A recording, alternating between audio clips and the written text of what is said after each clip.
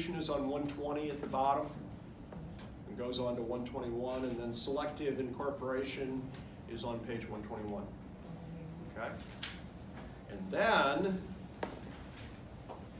substantive due process versus procedural due process. You need to understand the difference between those two. And again, straight out of the text.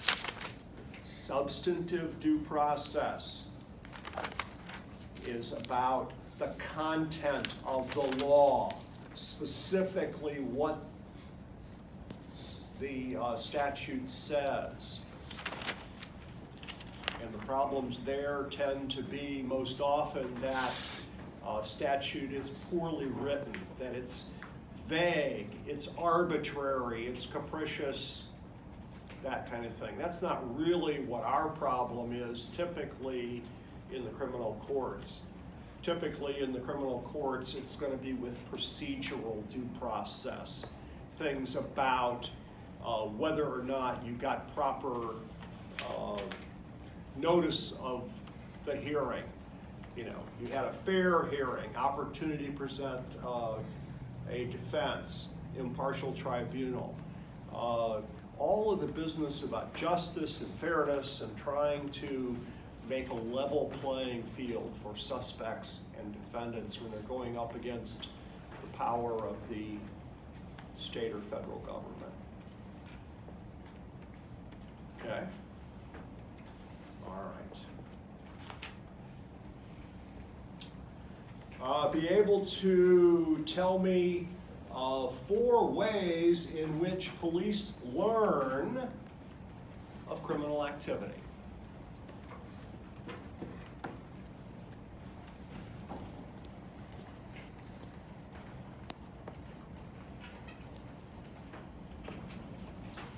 All right. Next item is I've got a few definitions for you. You need to be able to tell me what an arrest is, what an arrest warrant is, and what probable cause is.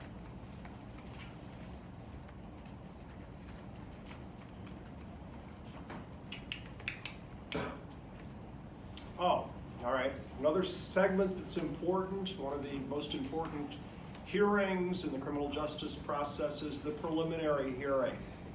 I want you to be able to identify at least 3 purposes of the preliminary hearing.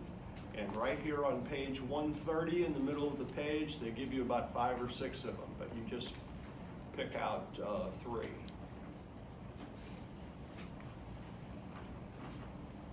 What's the page number again? 130. 130.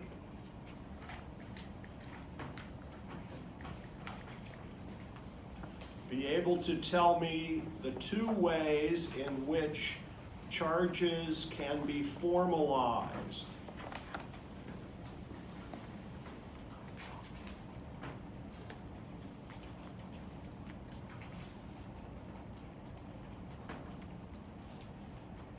By the way, that is through indictment by a grand jury is one, and through an information which comes out of the preliminary hearing is the other.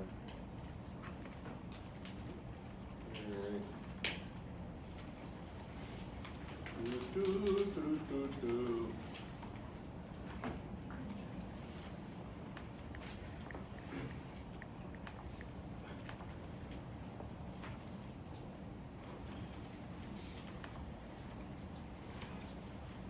Be able to tell me the basic content of a preliminary hearing. I'm sorry, scratch that, scratch that, scratch that. Be able to tell me the basic content of a pre-sentence investigation, PSI.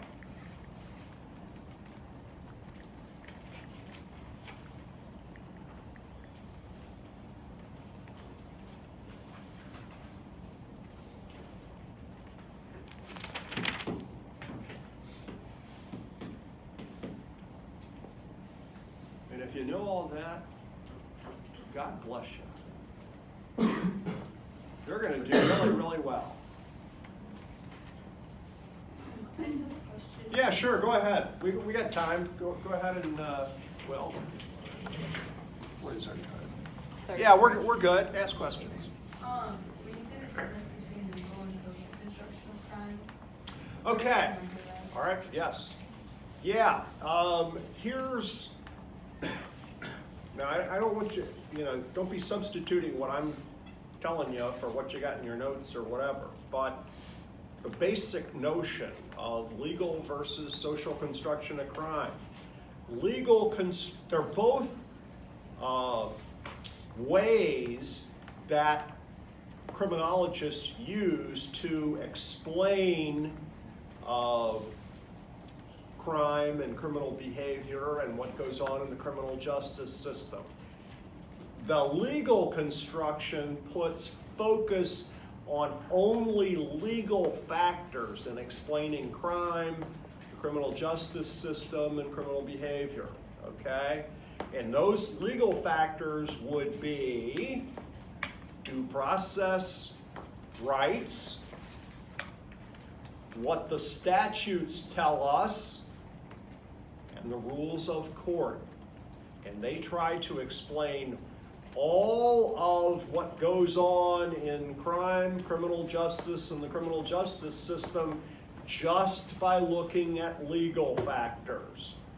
In contrast to that, social constructionists explain crime and criminal justice in a different way. They look at legal factors, but only as one factor. They also say that there's an awful lot of political, social, economic, cultural factors that help to explain crime and what goes on in the criminal justice system.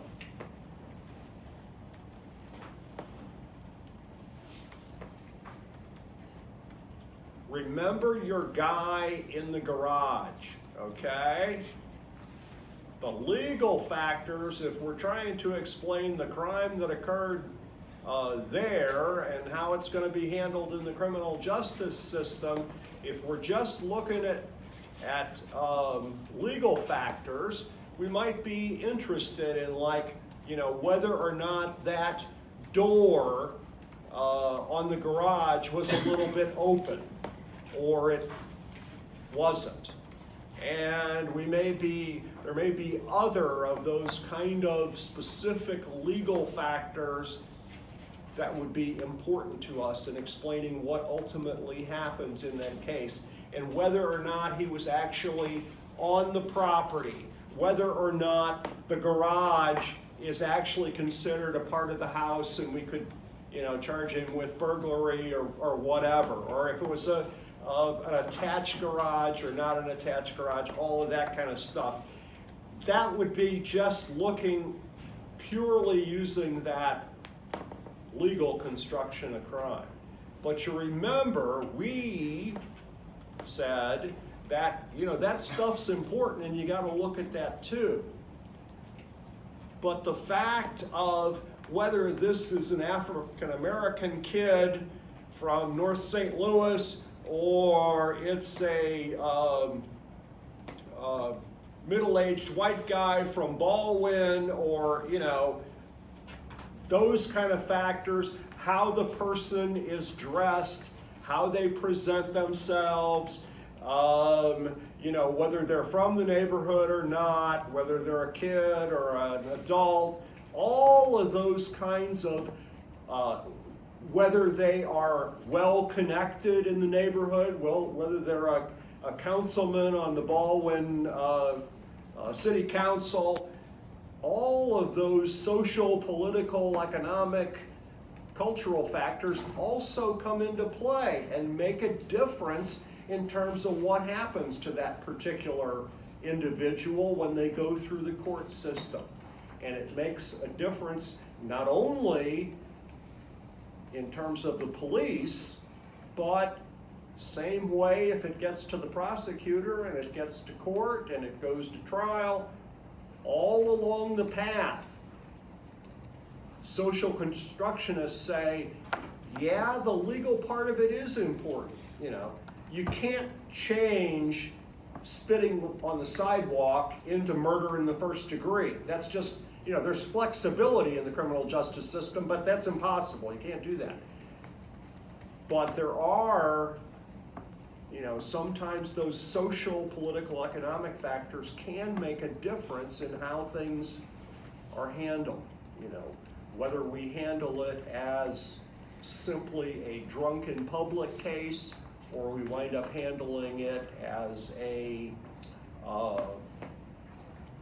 say a trespass case, or whether we attempt to pursue it as a burglary second degree, et cetera, et cetera. Okay? Does that help? Maybe? Sort of? Yes? Do we need to know about containment theory? No, you're probably referring to that, the fact that it's used in a pre-sentence investigation. I just said the content of it, so no, I don't think that's really necessary. I would just, you know, you remember I gave you how it starts with the offense and the victim impact statement, and then goes to the prior record, and goes to all those, then to those various social history. That's what I'm looking for when I say content of it, those kinds of things. Yes. What else?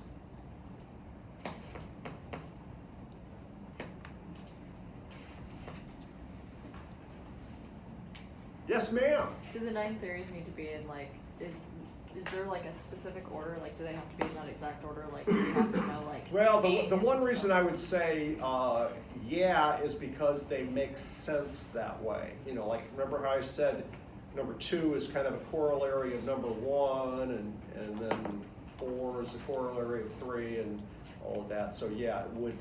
I mean, I don't think I'm going to take off for that, but it makes a better presentation, better understanding. Shows me that you understand it more if you've got them that way.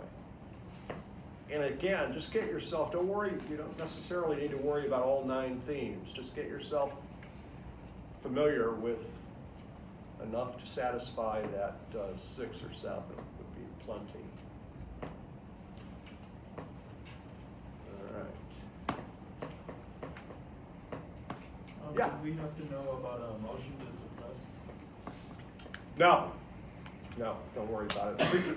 Those are called pretrial motions, but there's so much in here that, in fact, the reason I'm going through this is I know it seems like a lot, but it's cutting down on quite a bit.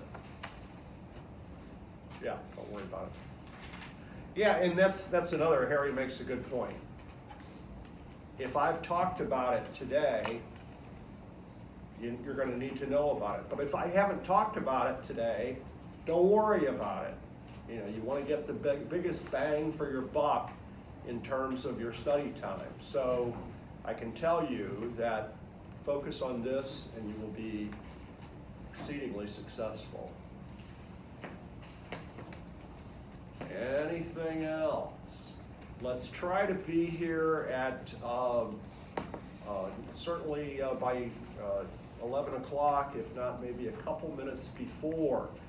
Sometimes people really need the entire 50 minutes to finish up the exam. So I'd like everybody to have the opportunity to start on time, go the full time. Now, there are certainly times when people don't need that much time.